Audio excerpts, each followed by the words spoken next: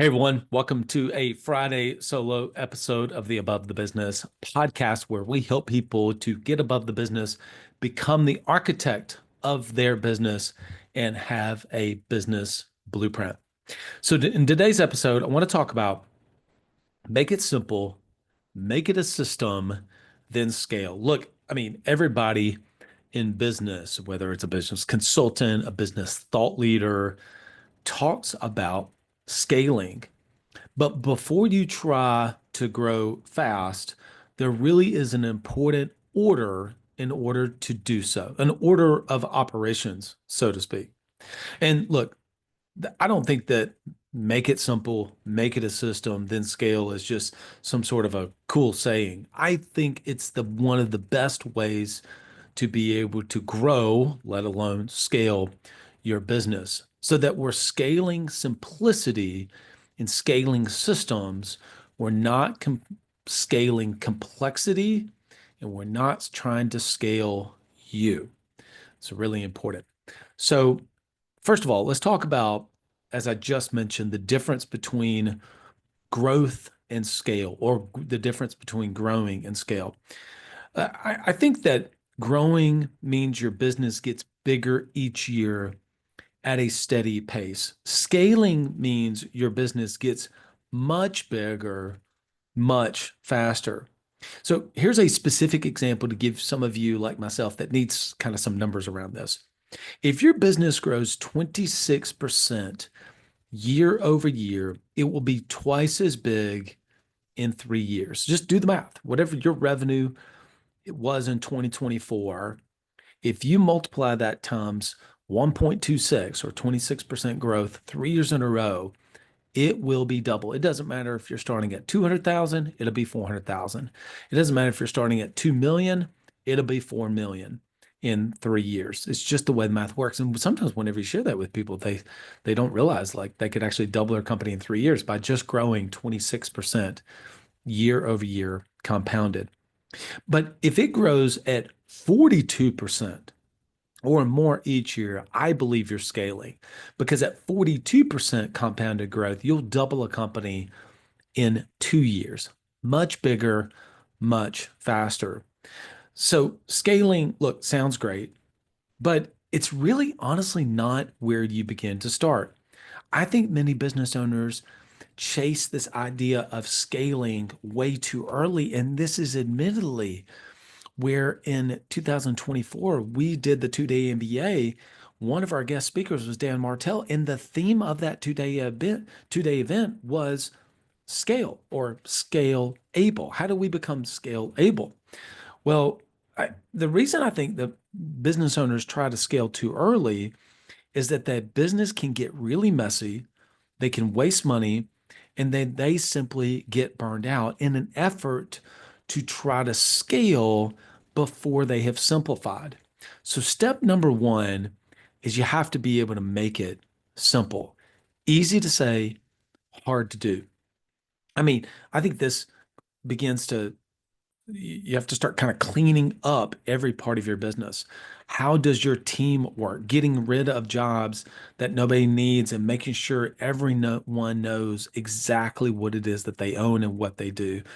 I think how you pay your people, keeping pay plans easy to understand and compensation plans easy to understand. That's one I see quite often is very complex compensation plans. Number three, I think how you make money, like really focusing on what brings in profit. For many of you, that may be in a certain industry, I see that people are training on products that they sell like three or four of in a year versus the main one or two products that bring in 90+% of the sales in a given year.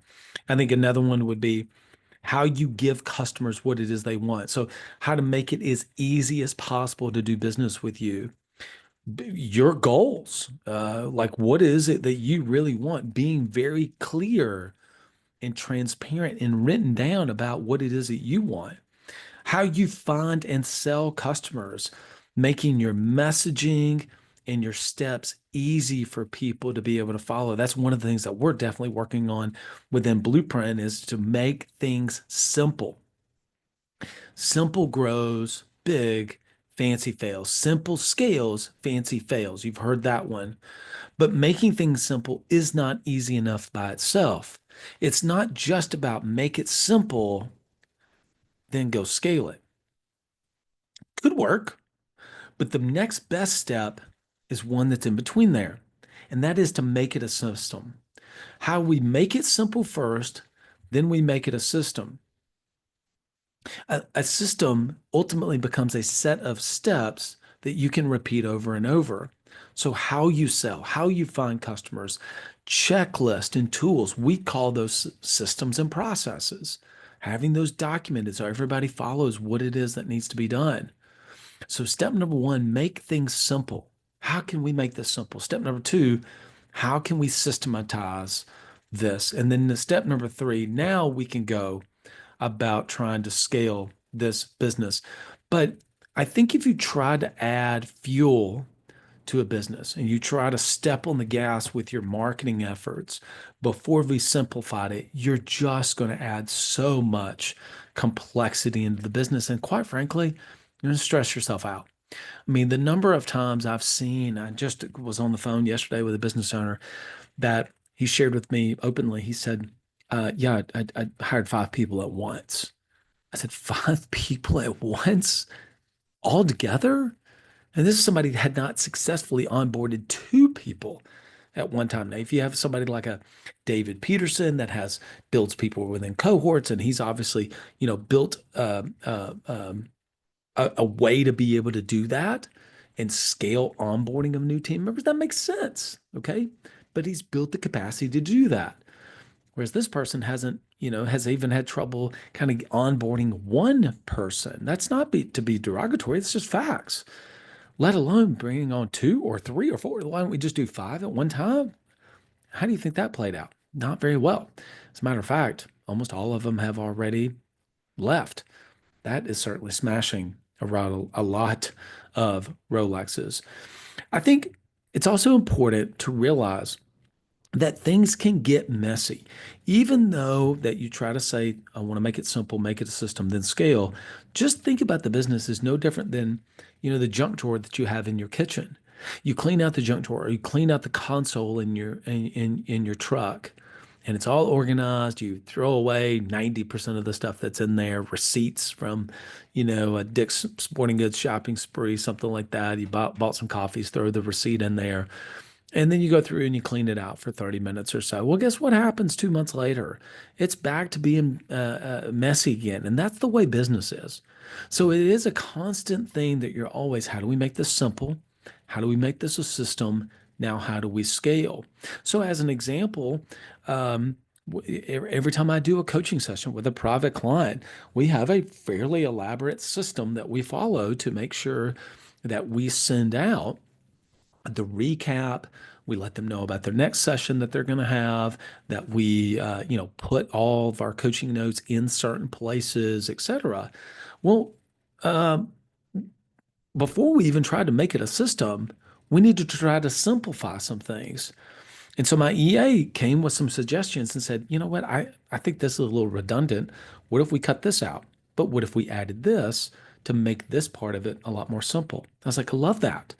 And we were able to simplify some things. Then we were able to make it a system. The way we made it a system specifically is she follows a checklist for every one of my private coaching sessions she knows what she needs to do. She doesn't have to try to remember. She's not trying to think, okay, wait a minute. Now what do I do? Where do I put this? She's following some literal things in Asana. We happen to use Asana, but she's checking off what those things need to be so that she does not have to remember what it is. We made it simple first, then we made it made it a system.